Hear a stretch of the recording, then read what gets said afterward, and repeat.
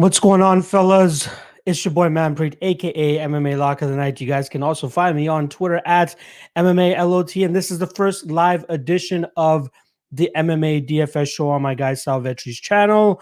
And I'm excited. We got a couple of kinks to still work out here and there, but I'm very much looking forward to doing this show for you guys as always. But more happy to do it on a live front rather than just doing it pre-recorded. This way, I'm a little bit more able to actually talk to you guys, speak with the live chat, see what you guys are saying, see what your thoughts are, rather than just, again, doing this pre-recorded by myself, talking to a camera by myself. That's always a little bit of an issue for me. But I'm glad to do this thing on a live schedule for sure. So we are going over UFC Vegas 23, or also known as UFC on ABC2. If you guys aren't familiar with the UFC, they always have a kerfuffle and this weird thing with doing their with doing the names of their shows outside of their pay-per-views, which are usually numbered. It's usually like their pay-per-views are like UFC 260, UFC 261, UFC 262. Their fight nights, it's at the be-all end-all. It's called UFC Fight Night. So, for example, this event, this one is on ABC, right? So it's actually not called a fight night. It's like UFC on big. When they used to be on Fox, it used to be UFC on Fox. When they're on ESPN, it's UFC on ESPN. Now that they're on ABC and they have that deal, it's actually UFC on ABC. So this is the second event they're going to do, and they normally do 4 of these tentpole shows on their big channel. And this is the second one from it. The first one was the Max Holloway card earlier this year, but now they're actually doing this. The second one with Marvin Vettori. It was initially scheduled to be Darren Till. Darren Till pulls out with a collarbone injury, so very unfortunate loss for the card there. But then they find Kevin Holland, who did not fight all that long ago. You know, this guy's a guy that stepped in there and lost a very unfortunate decision to Derek Brunson last time around. You know, a lot of people had high hopes for him. He came in as a -210 favorite that night. This was on March 20th, so we're talking about just about 20 days ago, not even 20 days ago, that he fought this. They had this fight, so about 2 to 3 weeks ago. But yeah, very underwhelming performance. You know, he could not stop the takedowns of Derek Brunson, and Derek Brunson was able to just grind him out to an easy decision victory that night. When it was on the feet, though, it was very sketchy for sure. As I believe that Derek Brunson definitely wasn't as comfortable as Kevin Holland was on the feet. Trust me, I had a Derek Brunson ticket, and I was biting my fingernails like, frick, Derek, take this down. And thankfully he was able to, and then pull out that victory. So let's get right into this. So again, this is going to be a live show, but I'm going to be following the same format that I did when I was doing this pre-recorded as well, right? So I'm going to go lock of the night, dog of the night, sleeper of the night, fade of the night, then sleeper of the night, and then we'll go through my favorite salary ranges on all sides. Before we hop into it, I do just want to let you guys know we are sponsored by Prize Picks. So make sure you guys go check out Prize Picks. Use promo code UFC100 and they'll match your initial deposit up to $100. It's a player prop website where you just bet on the over-under of the total fantasy points. And they're going to be using FanDuel scoring as well. So make sure you keep that in mind. They're going to be using FanDuel scoring, and you just choose over-under. And probably tomorrow, or as soon as Prize Picks drops their lines, I will be creating another Prize Picks show. So I did it for the last UFC event. I did it on my own channel. This time I'm going to do it on my own channel again. However, I will make sure that we post the link to that video in the description of this video, so you guys can go check out my Prize Picks tips. Try saying that three times quickly, right? But yeah, very happy to be sponsored by Prize Picks. Those guys are awesome. So once again, promo code UFC100. Forgot to plug myself right off the top, so make sure you guys go follow me at MMALOTN on Twitter, MMALOTN on Instagram, as well as MMALOTN for the YouTubes as well. And lastly, my own Patreon. Sal has his Patreon set up for daily fantasy sports. The guy is killing it with the DFS world. But if you guys want to look at it from just a betting perspective, I got your ass covered there. So make sure you guys check out my Patreon. It's in the link in the The link is in the description below. You guys get all my official picks, official best bets and props article as well. And I'm going to be tackling Bellator now that I'm doing my thing full time. So look out for a Bellator breakdown coming at you very, very shortly for the card that's happening tomorrow. And then obviously all the ones in the future. So your boys hustling, your boys working hard and providing you all the content as possible. So obviously UFC is the priority, but I'm adding Bellator to the fold. And once I get a little ahead of schedule, I'll be adding LFA to the fold as well. All right, let's waste no more time. Let's get into the breakdowns for you guys here. First and foremost, we got my lock of the night play. You know that I had to go with my guy, Joe Solecki. And I was joking with Sal. I'm like, this guy's giving me Sal Vetri vibes. I don't know. That from certain angles and certain pictures, these guys kind of look like they're brothers or something. They're both from that North Carolina region, if I'm not mistaken. But yeah, I love me some Joe Solecki. So he's a minus 240 favorite with a 9,100 price tag on him for DraftKings this weekend. And I'm liking him at that. I think that he's a very solid spot to go out there, land takedowns against Jim Miller, who has very poor takedown defense. Not to mention that guys are able to control him, even though that Jim Miller is a strong Brazilian Jiu-Jitsu black belt. He can go out there and get the submission just as he did against Roosevelt Roberts in a very unfortunate fight for Roosevelt Roberts, where he slipped up, ended up on the bottom, and then Jim Miller was able to go to work.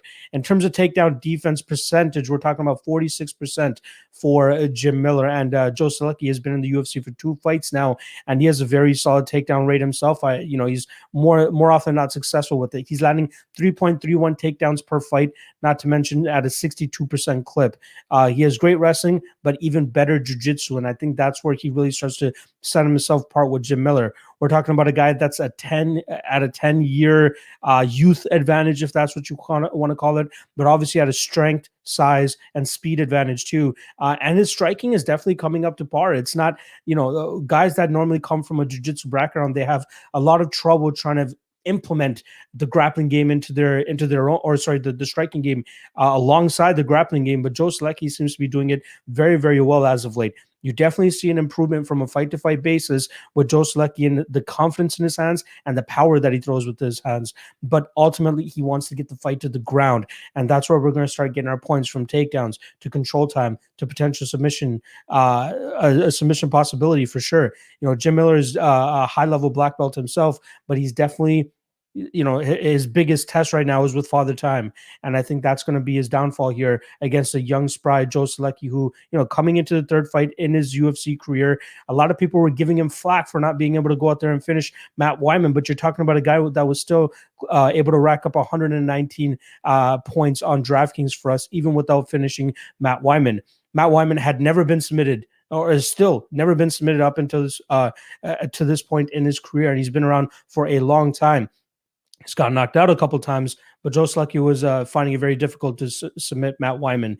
The one thing I will say, the difference between Wyman and Miller is I think that Miller has a little bit poorer of a gas tank, and I think that's where Joe Solecki will start to truly, start to rise to the occasion once this fight reaches that second and third round. The first round might be a little bit close, and I'm hoping that Joe Solecki doesn't really go out there and try to mess around on the feet too much, as Jim Miller does have some pop on his hands still. And normally the last thing to leave a fighter is the power, and I do believe he still has power in his hands to hurting guys. And like just 4 fights ago against Clay Guida, a crazy fight. He gets rocked, and then he rocks Clay Guida in return, and then ends up finishing that fight via submission. And it all happened within a minute or a minute and a half. So Jim Miller can definitely still pop. He is a little bit of a threat still, which is why I think we're only getting that minus 240-ish on Joe Solecki. I think that if we truly start to see him slow down even more, we'd see Solecki in that minus 300, minus 350 range, even in that that 9,500 range when we're talking about DraftKings. But I think Joe Solecki still has him covered pretty much everywhere. Again, we're going to get control time. We're going to get solid, significant strikes, and we're going to get we're also going to get the possibility of a finish from Joe Solecki late in this fight. I think that's absolutely live, but I think that my guy, Joe Solecki, is going to go out there and get the finish over Jim Miller. Again, 2 appearances in the UFC, and he has 119 points in his first fight, 104.5 points in his next fight. The guy is a wrecking machine. He's 10-2, and the last thing I'll say about Joe Solecki is the 2 is very important in his record. The fact that he's lost twice on the regional scene before coming to the UFC shows that, okay, he knows that a certain part of his game is lacking, and he went out there and fixed it. And in my opinion, that was the striking. He got knocked out in one of his last fights, or sorry, in one of his regional fights. And since then, it seems like he's been rounding out his striking game and has definitely improved leaps and bounds from what we saw earlier in his career. So yeah, I like me some Joe Selecki in this spot. So yeah, that's going to be my lock of the night play. Next up, we got dog of the night. We got my guy Jordan Griffin coming in at 7,600, and we got Luis Saldana, the favorite here, at 8,600. The line has slowly started to creep to a pick'em range as this fight week is going on, and that's once people are starting to run the tape on Saldana and Griffin, and seeing that Saldana could have some issues if this fight does get dragged into that grinding, grappling type affair that Griffin normally finds himself in. Now, Griffin hasn't had the most success with his grappling inside the UFC, going up against guys like Dan Ige, Chas Kelly, and Yusuf Zalal, who, in my opinion, all have better grappling skills than Luis Saldana, probably with the exception of Yusuf Zalal. Saldana is a great striker. He's a Contender Series vet, just as Jordan Griffin is, but Saldana had a very, very impressive showing where he was able to knock out Vince Murdoch with a beautiful combination that was started with the front kick. The guy is very crisp on the feet. The guy, uses his range very well. He's not going to have a reach advantage here, but more often than not, he does. He's 5'11" at 145 pounds, which is usually a big frame for this weight class.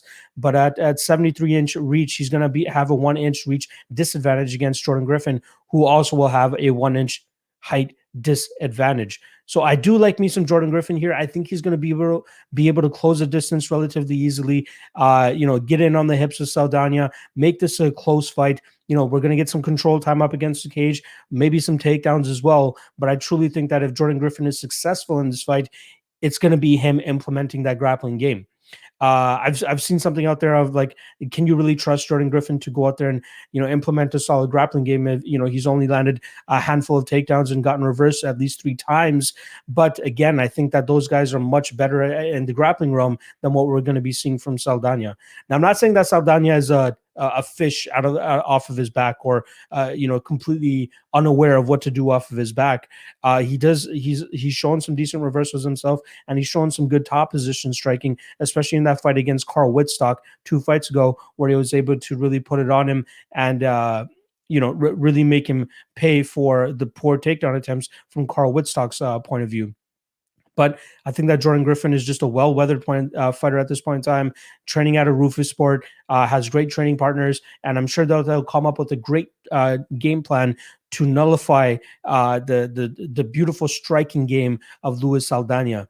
Again, Saldana has 6 losses on his record, and some of the guys that he's losing to on the regional scene are just very, very low level. I'm kind of surprised that he was giving fights up to these guys, but he's been in the ringer. This is going to be his 21st fight, so it's great for him to have that wealth of experience before coming to the UFC. But I think that he's still going to be in some trouble here with Jordan Griffin and the type of game plan that Griffin brings to the table. So I do like me some Jordan Griffin here. He is going to be my dog of the night play. Now, in terms of a betting perspective, there is somebody else that I have in mind that you guys will probably hear from later in this podcast. But in terms of DraftKings perspective, Jordan Griffin is probably my favorite dog spot on this card. Your boy had to take a swig of water. Come on. All right. Just a reminder that you guys should go and check out Sal Vetri's Patreon page, where he has a great big energy MMA, well, not just MMA, an optimizer, period. It covers all your sports, and he has you covered pretty much and gives you an advantage over the rest of the field for the UFC. Great projections, great tools, great ownership, all that type of stuff. My guy, Sal Vetri, has you covered, so make sure you guys check out his Patreon page. It's in the description below. You guys will, trust me, you'll be thanking me. I use it myself, and it's worked wonders for me in my DraftKings game, so make sure you guys go check that out. Sal Vetri's Patreon page. All your DFS needs. Links are in the description below. All right, let's move along. We got my fade of the night, and it's going to be Mr. Julian Marquez, who, just like Kevin Holland, is going to be making a very quick turnaround after he had gone to a quick, well, not a quick, actually, a third round submission victory over Maki Pitolo in a very back and forth fight, and in a fight he probably could have lost had it gone to the judges. It was was that 43 seconds away from going to the judges' scorecards. Very sloppy back and forth fight, and then eventually we see Julian Marquez lock up that anaconda choke against Maki Pitolo. That took place at UFC 258, and that was February 13th. So we're just talking about just under 2 months ago that he actually went into there. And I think that's a solid point. I think that's something to keep in mind here, given the fact that Julian Marquez was already coming off a 2.5-year layoff going into that Maki Pitolo fight. Maybe he just wants to get back into the saddle and really get comfortable once again. And I think that this Sam Alvey fight is it's a weird one. And I say that like with all due respect to Sam Alvey, right? Look at his record. His last 5 fights alone, he's 0-4-1. He just can't really get it going. So he had his light heavyweight debut in the UFC 2 fights prior to that Nogueira fight, and he had knocked out Marcin Prachnio. Then he went to a split decision against Gian Vellante, and then since then he's been winless at 205 pounds. Gets knocked out by Antonio Rogerio Nogueira, and he came into that fight as a minus 350 favorite, as a lot of people expected him to go out there and knock out Antonio Nogueira within the first round. Unfortunately, it was him getting his ass knocked out, and Sam Alvey ends up taking an L that night, followed up by another L, getting knocked out by Jimmy Crute. He protested the stoppage. I thought it was a great stoppage, but not a good look for Sam Alvey at all. And then he goes out there, loses a decision to Klidson Abreu, loses a decision against Ryan Spann, and then goes to a draw with Da Un Jung. In my opinion, I thought he deserved to win that fight. One judge actually scored a 10-8 round for Da Un Jung in that round 3, and I think that's where the issue was. I think that's where I thought Sam Alvey gave a good account of himself, even with getting rocked in that third round, to at least deserve a 10-9. And if he had actually gotten that 10-9, he would have gone to he would have got a split decision victory that night. And I think he was more than deserving of it. Even the Ryan Spann fight, split decision loss for him, but another fight where he was very close to actually winning that one. I know that was a split decision, and he hurt and rocked Ryan Spann, had him on wobbly legs late in that fight, and he shows that he still has power in his hands. The one thing that really threw me off about Sam Alvey is the fact that he's only 34 years old. You're talking about a guy that has 48 fights at this point in time. Like, the guy's been around for so long, but it feels like he should be like 38, 39 years old, not 34. So that kind of threw me off for sure. So I like me some Sam Alvey in this spot, which is why I'm taking Julian Marquez as my fade of the night. I think that even though Sam Alvey backs up for the majority of his fights, he's always having his back up against the cage. He still throws pretty consistently. He has a pretty mean leg kick that keeps his opponents honest, and then he stays on that for the majority of his fight. And then the other thing that he really likes to throw is his lead right hook, which a lot of people seem to go out there and fall right into it. Ryan Spann kept getting hit by time and time again. And, Sam Alvey shows that he still has power in those hands. And I feel like Julian Marquez, I think he might be a little bit too sloppy at times. I feel like the Maki Pitolo fight is just weighing on my mind a little bit too much. He looked way too sloppy in there. And that could be a further accreditation to the fact that he was off for 2.5 years before he came into that Maki Pitolo fight, right? So maybe there was a little bit of rust there, which is why it was as sloppy as it is. And the guy has a decent chin. I know earlier this week I had kind of given him flack for his chin, but again, it was just that Pitolo fight that was sticking out like a sore thumb for me. But I still think that Sam Alvey will go out there and put a little bit more volume on him. The only issue I have with Sam is aesthetically, to the judges, it doesn't look the greatest when he's the one on his back foot, but he's going to be throwing the power. He's going to be throwing the volume. And I think that could be enough for him to go out there and pull this off, whether it's by knockout or even by judge's decision. So yeah, my fate of the night is going to be Julian Marquez. I don't think he's going to perform up to that 9,000 point range. Like, even look at the losses when guys are losing to Sam Alvey in those decision fights. 54 points for Klidson Abreu, 66 points for Ryan Spann. Is that really the range of points that you want from a guy that's in the $9,000 range? I think there's so many other guys in that higher value that will that will give you much more, bang for your buck. And I don't think that Julian Marquez is going to be that guy for people this weekend. So yeah, I'm going Julian Marquez as my fade of the night. All right, let's get into the sleeper of the night. And I truly believe that Mike Perry is going to be the sleeper. Now, from a betting perspective, it seems like his line is starting to drop, right? I remember earlier this week we saw Daniel Rodriguez around minus 185.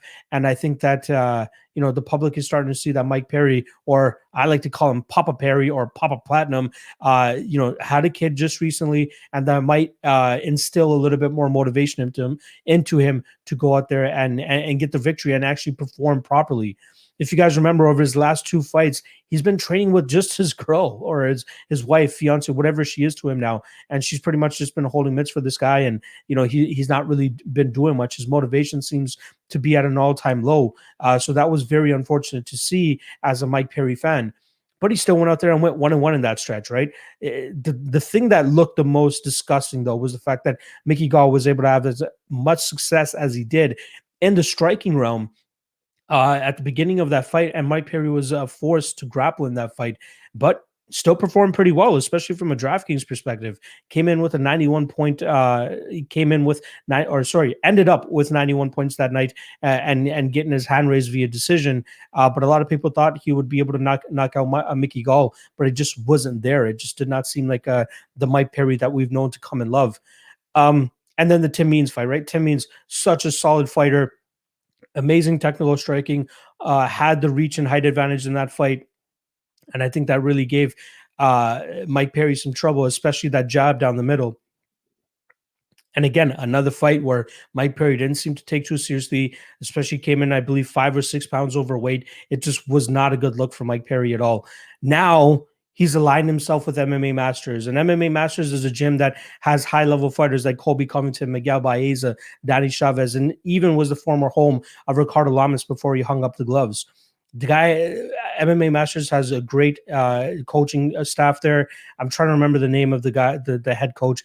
I know his last name is Carnero, but that guy does not get enough love compared to some of these other coaches. Like the Henry Hoofs and the Pohumpas and the Jackson Wink guys and all that. But yeah, MMA Masters is a very solid gym. So I was very happy to see Mike Perry starting to put in the proper time required with the proper training camp to hopefully go out there and get back into the win column. And again, that added encouragement and that added motivation of having a son, I'm sure will help him go out there and want to perform to an even better level than we've seen him in the past. So now on the Daniel Rodriguez side of things, great striker, but I think that he's slightly overrated. For some reason, he's always coming into these fights as a heavy favorite, and it's worked out for him, in his UFC stretch where he went 3-0 before running into Nicholas Dalby, who just brought this weird like karate style striking game. Daniel Rodriguez was very frustrated with it. We had Nicholas Dalby just bouncing on the outside a little bit too far for Rodriguez to catch him, and then whenever Dalby blitzed forward and landed his shots, he was out before Daniel Rodriguez could get any big shots off. So that, I'm sure, played a lot in part with why Rodriguez came out on the losing end there. I highly doubt we're going to see Mike Perry come in there with a karate type stance. But the one thing that I think he might pick up from MMA Masters, which is something that a lot of their fighters do, is the calf kick. Now, if he's able to implement that nice and early here against Rodriguez, I think he might be able to stifle that forward movement and stifle the offense that's coming from Rodriguez, and then start doing work with his own hands, just as he's been able to do in the past. Now, we've seen him go out there and have solid fights against much better fighters, in my opinion, than Daniel Rodriguez, like Alex Cowboy Oliveira, Vicente Luque. The Jeff Neal fight was relatively too quickly, but even in the past, Mike Perry has had a very, a tenured stay in the UFC to this point, especially since his UFC debut against Hyung Yu Lim. But I think that this is a great opponent for him to go out there and showcase that he's back. If he can actually take the things from MMA Masters and implement it here. The reason he's my sleeper of the night is that everybody's going to be super low on him, right? The public perception of Mike Perry is just not the greatest. There was that thing where he like kicked a glass door and cut his leg open, and all the stupid shit that he's always been saying, and all of these issues. It's just, it leaves a bad taste in people's mouth, and they're just like, okay, he's not serious about it anymore. But there are small things that he's doing, that he's changing, that unless you really look into him, they're not really going to see. They're just going to be like, oh, Mike Perry, this guy's a schlub. So yeah, Mike Perry is going to be my sleeper of the night this weekend. I think that not a lot of people will be taking him, or at least not as many people will take him as I think should take him, if that makes any sense. So yeah, he is my sleeper of the night. There's a reason why the odds are closing the way that they are, but I think from a DFS perspective, I think he's going to spring the upset here, and we could possibly see him score in that 90-ish range. Like, what if he goes out there and starts to take Daniel Rodriguez down and probably grind him out and just win via control? Maybe that's the way that he's going to go out there and try to do this. Or he could even go out there and potentially get a knockout against Daniel Rodriguez. I still think that Mike Perry has some power in his hands. I know it's been a while since we've actually seen him knock somebody out, but he definitely is able to go out there and hurt these guys on the feet. And I think that if he's able to immobilize Daniel Rodriguez, especially with that lead calf kick, like the MMA master guys are known to do, he should be able to get his first knockout victory since September of 2017, when he knocked out brother of Dominic Reyes, Alex Reyes. Ooh, what is that there? That is something that I can not get to at this point in time, and that really sucks that it's out of my reach right now. But regardless, we're going to continue on with the show. So yeah, that's my sleeper of the night play here. Next up, we're going to move right along to the stackable main event or not. And we got obviously Kevin Holland and Marvin Vettori here. I don't think it's going to be that stackable, because I truly think that Vettori is going to go out there and stifle the game of Kevin Holland. I think that Kevin Holland is going to have a lot of trouble here dealing with a guy like Marvin Vettori, who's just so in this game and at the point in time in his career where he's just dead set on getting a title shot. It's so hard to go out there and back a guy like Kevin Holland, or even think that he's going to score relatively well in this fight, especially after that poor performance that he had against Derek Brunson last time around. And I'm not just saying that, okay, just off of that performance. I've always been banging the drum that I think that Kevin Holland, just like Daniel Rodriguez, is slightly overrated. I think that he's going to have a lot of trouble dealing with the physicality of Marvin Vettori, and I think that Marvin Vettori has some decent striking, and I think that the mean streak that Marvin Vettori is on is going to be a little bit too much for Kevin Holland. So I highly doubt we see much output from Holland here. How much control time are we going to get from him? Are we going to get takedowns from him? I don't think anything like that. I think this is going to be a one-sided fight, and it's going to be pretty much Marvin Vettori the entire time. So yeah, I'm not a big proponent of going out there and stacking this main event in those cash games. Another reminder, make sure you guys go check out Sal Vetri's Patreon channel, Patreon page. The guy has it all for your DFS needs. Trust me.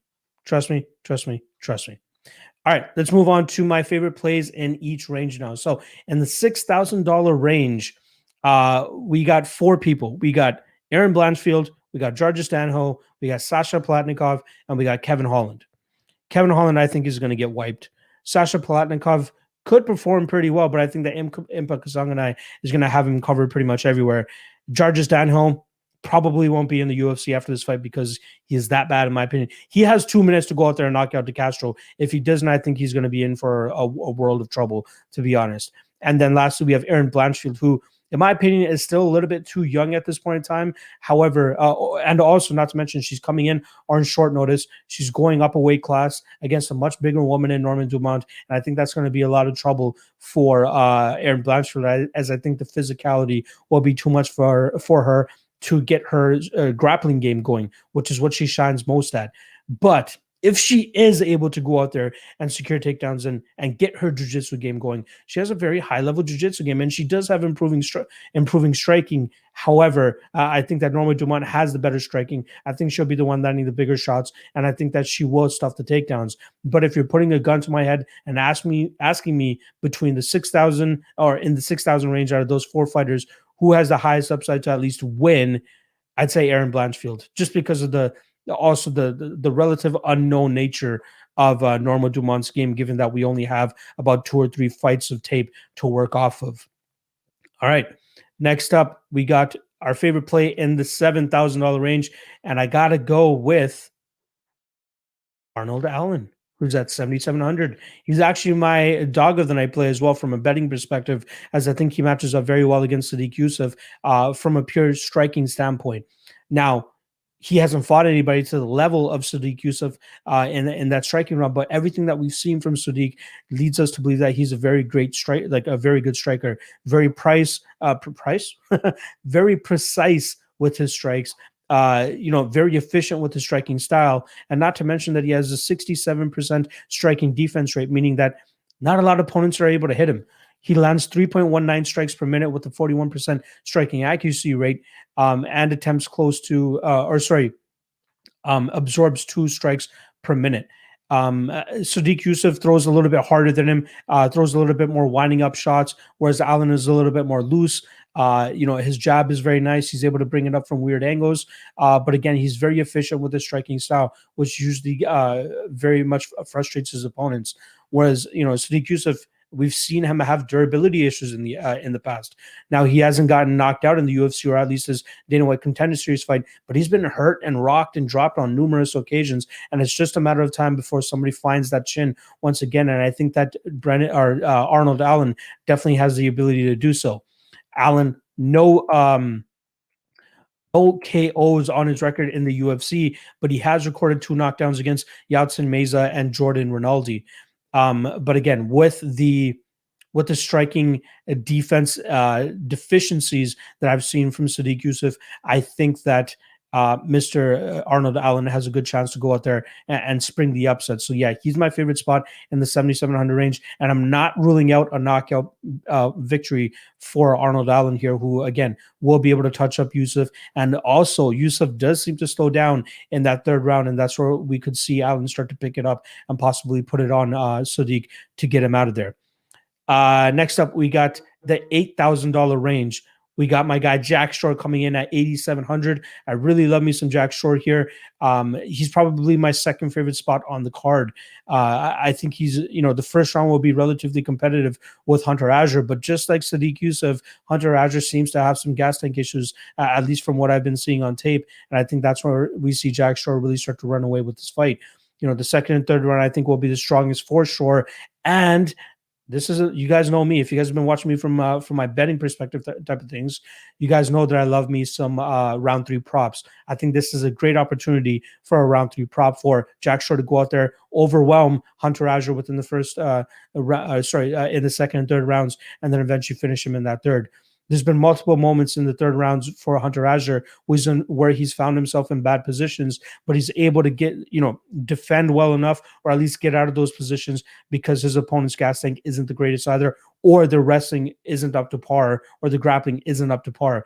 Jack Shore's wrestling and grappling and jiu-jitsu seems to be up to par, maybe not from a credentials perspective, as Hunter Azure has a collegiate wrestling background, and Jack Shore is coming from, Wales, where they don't normally have the greatest wrestlers, or especially Europe doesn't really have the greatest wrestlers. But Jack Shore, from everything we've been seeing in his last couple fights, looks like he has a very good grappling game, very smothering grappling game, and a game that can go out there and break his opponents. And I think he's going to do just that against Mr. Hunter Azure. So he is my favorite play in the $8,000 range, and I think he goes out there and gets a finish in that 3rd round. Lastly, the $9,000 range. I like my guy Joe Solecki here. I'm going with Joe Solecki as my favorite spot in the $9,000 range, and here's my lock of the night play. So I'm not going to break it down that much for you guys. You guys can just go back to earlier in this podcast when I broke down that fight pretty thoroughly, I'd say. But I expect him to have Jim Miller covered pretty much everywhere here. I think the only shot Miller has to win this fight is if he clubs and subs him, or just knocks him out in that 1st round. Outside of that, I think Solecki's going to have Warren on him and either grinded out a decision victory with a ton of control time and takedowns, or gets his own finish late in this fight, as Jim Miller does tend to slow down as well. All right. That's pretty much the end of the show here. I don't mind taking a couple questions if we do have people in the chat that want to throw some questions out here that are relevant to the podcast or to the show. I'd be happy to take them. But I do want to give a quick shout out to the sponsor, Prize Picks. Make sure you guys check them out. Use promo code UFC100 and they'll match your initial deposit up to $100. And just a reminder, I will be dropping a Prize Picks tips show on my channel, and I'll post a link in the description here once it is up. But yeah, that's where I give you guys my 3 best tips for Prize Picks. I know a lot of people love using it. If you guys don't know what Prize Picks is, it's a player prop website where you just choose the over-under for at least 2 fighters. And if you hit it, you win a certain amount of money, and it's great. It's fun. It's another way for us to try to cash in on a UFC event on a week-to-week basis. So yeah, shout out Prize Picks, promo code UFC 100. Check that out.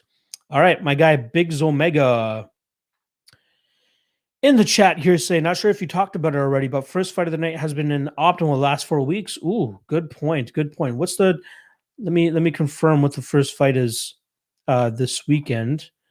Let me get the bout order up here for you guys. First fight of the night is Impa Kasanganay and Sasha Palatnikov, and we could potentially see either guy get a finish. That's true. We can see either guy get a finish, but I do favor Impa Kasanganay to do that. Timar is saying too much smiling from Alvi. Yeah, that's got to be frustrating as a fighter, right? That has got to be frustrating for a fighter to see a guy just on the other end, no matter what you punch him with, the guy's going to continuously be smiling at you. Finesse God is saying, it's hard for me to not have a bit of Holland. He seems more focused in his interviews, and even if he loses a decision, he can still put up decent points at 6,600. I think he's going to have a lot of trouble getting that output going. You know, I think that Vettori will try to overwhelm him with his physicality. I think he'll either clinch him up against the cage, take him down, whatever he needs to do. But I think that Vettori is I think he's going to overwhelm him. And even though Holland does have a black belt in his back pocket, we just don't see those skills, man. We just don't see those skills. So personally, I'm not rating Kevin Holland too highly. But if you feel the need to go out there and play him at 6,600, I'm not too mad at it. I'm not too mad at it. But personally, I just can't do it myself. Crash Burn 210 is saying, I'm with you on Rodriguez, overrated. If we see good Mike Perry's winning. Yeah, I'm right there with you. I'm interested to see what kind of improvements or wrinkles to his game that he's going to potentially add if he goes out there and actually takes into consideration what his coaches from MMA Masters are actually saying. My guy Evan Claus asked me for my my tip on the MMA, the Masters. I got nothing for you. That's why my guy Salvetri is the man that you need to listen to for golf and anything else that's not MMA related. I'm sure he has his MMA knowledge up to par too, but I just mean only come to me for MMA, nothing else. Scary Flat is saying, thanks, Doc. I appreciate you stopping by, buddy.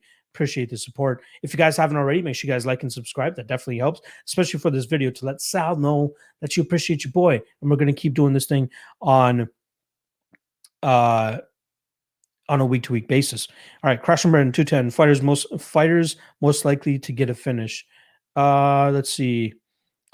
I'd say DeCastro can get a finish.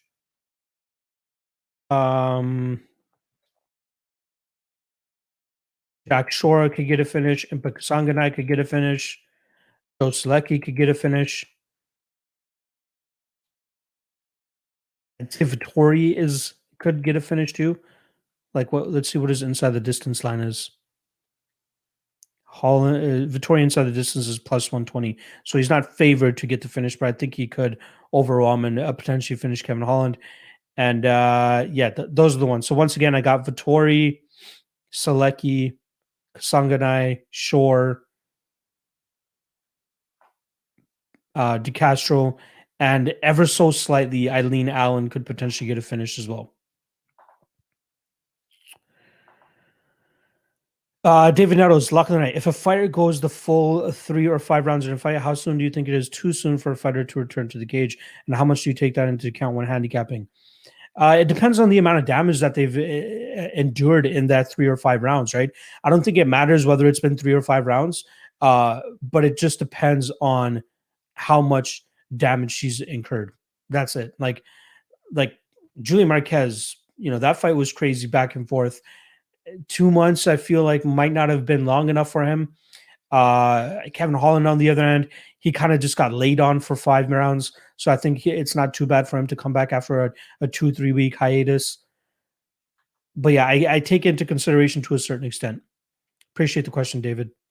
Biggs Omega, I think at DeCastro's price, if he doesn't get a first round finish, it's not worth the price. Right there with you, brother. That's why I'm not the highest on the DeCastro train here. He could win a sloppy decision. His output usually wanes and it's not the greatest, but he can still go out there and get that first round knockout over a guy. And Georges Dan, who I just don't think is the greatest fighter and is probably going to be quickly outside of the UFC. Evan Crawl is saying outside of lock, next fighter at 9K. Let's see.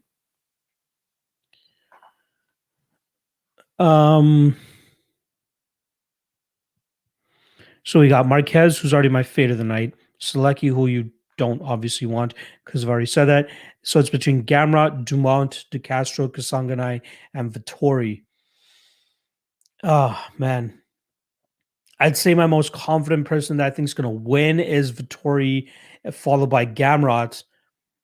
But from a DFS perspective, I'd have to lean Vittori a little bit more since he has the full 5 rounds to work with. I think that Kasanganai and De Castro are live for finishes. But if they don't, I think that Vittori scores more than them. Hope that helps, brother.